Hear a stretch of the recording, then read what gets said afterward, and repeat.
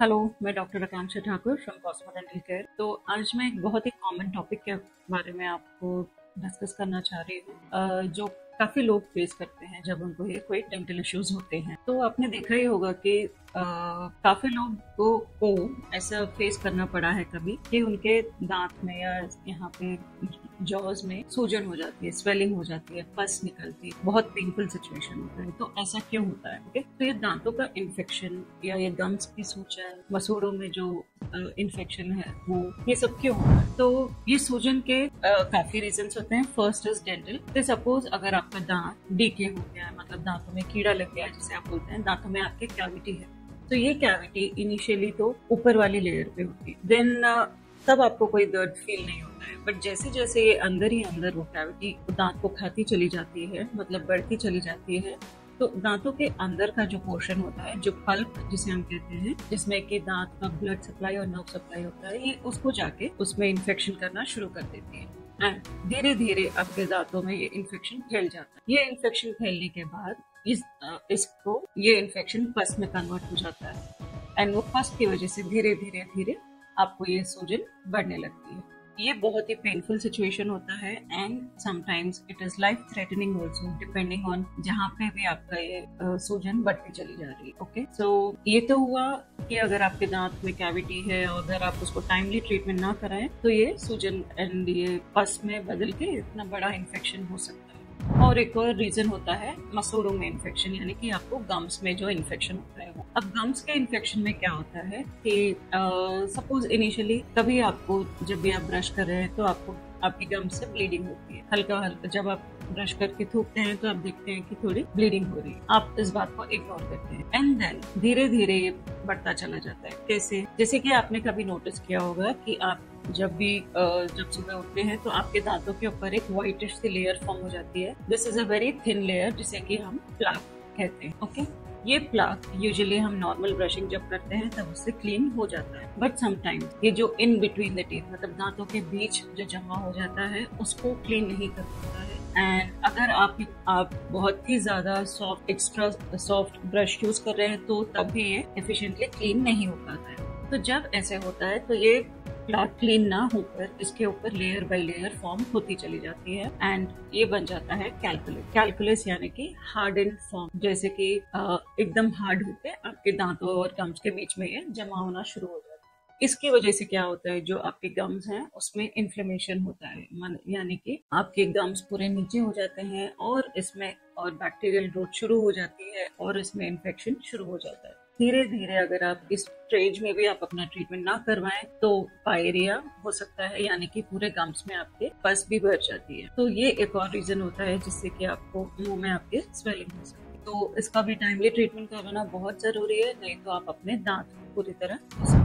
And एक और reason जो आपको स्वेलिंग होती है जॉज में, वो है आपके विजडम टीथ, यानी कि अकल की दाढ़ की वजह से। तो अकल की दाढ़ यूजुअली 17 to 25 ईयर्स की एज में आती है। ओके, उसका इरप्शन टाइम होता है, बट बहुत ही कम लोगों को वो प्रॉपर अलाइनमेंट में वो दांत आते हैं और ज्यादातर लोगों को देखा गया है कि वो अकल की दाढ़ मतलब आधी आके रुक जाती है, या नहीं तो कम्प्लीटली बाहर नहीं आ पाती है, क्रॉस होती है, तो जैसे कि हम इम्पैक्टेड बोलते हैं, इम्पैक्टेड विजडम टीथ। तो जो वो दांत पूरा बाहर नहीं होता है तो उसके सराउंडिंग जो गम्स होते हैं, उसके सराउंडिंग गम्स होते हैं। तो जब भी हम कुछ खाते पीते हैं तो वहाँ पे एक पॉकेट की तरह फॉर्म हो जाता है एंड जब आप मुंह ओपन क्लोज करते हैं तो ये गम्स के ऊपर प्रेशर पड़ता है और वहाँ पे इन्फ्लेमेशन हो जाता है, और जैसे हम पेरिकोरोनाइटिस कहते हैं। तो ये होके आपको सिवियर पेन होना, सूजन होना, आपका मुंह भी नहीं खुल पाता है, ये सब चीजें एक और रीजन है जिससे कि आपको स्वेलिंग होती है। तो इसको भी टाइमली ट्रीटमेंट करवाना जरूरी होता है।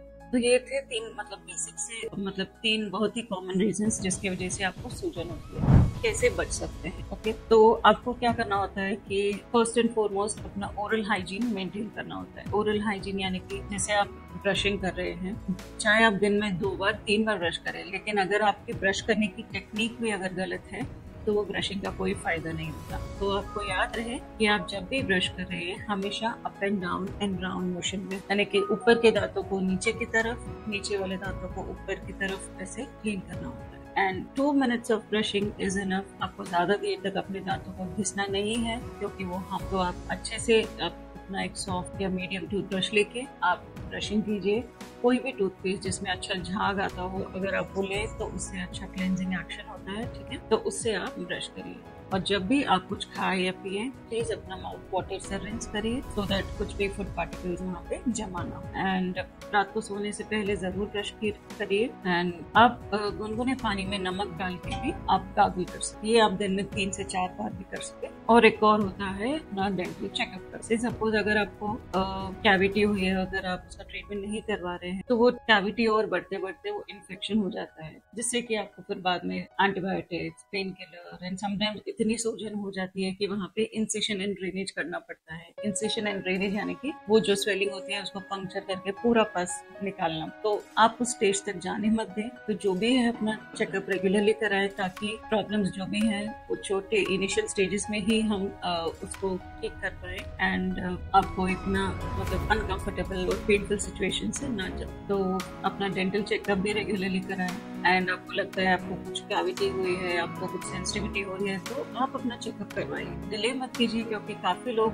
अपना ट्रीटमेंट, अपना डेंटल चेकअप को पोस्टपोन करते रहते हैं। दवाइयाँ लेके आप किसी मेडिकल शॉप पे जाके आपने दवाइयाँ ली, उससे आपको कम हो गया, फिर कुछ दिन बाद फिर ऐसे हुआ, फिर आपने दवाई ले लिया। आप उसको ऐसे इग्नोर मत करिए, क्योंकि जितनी दवाइयाँ आप लेंगे वो उतनी हार्मफुल रहेंगी आपकी किडनी के लिए भी। तो इसलिए ज्यादा दवाइयाँ ऐसे ओवर द काउंटर मेडिसिन लेके सफर ना हो। तो जो भी है आप अपना चेकअप करा के उसका ट्रीटमेंट करवाइए। और अगर समटाइम्स क्या होता है, रात को जब पेशेंट्स मतलब यूजुअली जब सो रहे होते हैं तब उनको सीवियर पेन होता है एंड उस टाइम पे आपके पास डॉक्टर की अवेलेबिलिटी नहीं होती है ज्यादातर, तो आप क्या कर सकते हैं, तो तब आप एक पेन किलर ले सकते हैं एंड आप थोड़ा गुनगुने पानी में नमक डाल के कुल्ला कर अपने मुंह में पूरा उसको घुमाएं, ताकि वो जो सॉल्ट है जिसमें एंटी इंफ्लेमेटरी एक्शन होता है वो थोड़ा सूदिंग इफेक्ट देता है। And next day morning immediately आप अपने डेंटिस्ट के पास जाइए, चेकअप कराइए और जो भी ट्रीटमेंट आपको एडवाइस किया गया है उसे आप करवाइए। तो ये थे बहुत ही थोड़े कॉमन टिप्स एंड कंडीशन जहाँ पे कि आपको पता लगे कि आप मतलब ऐसा क्यों हो रहा है, आपको क्या करना चाहिए। तो आई होप ये वीडियो आपको हेल्पफुल लगा होगा। Please do like, share and subscribe.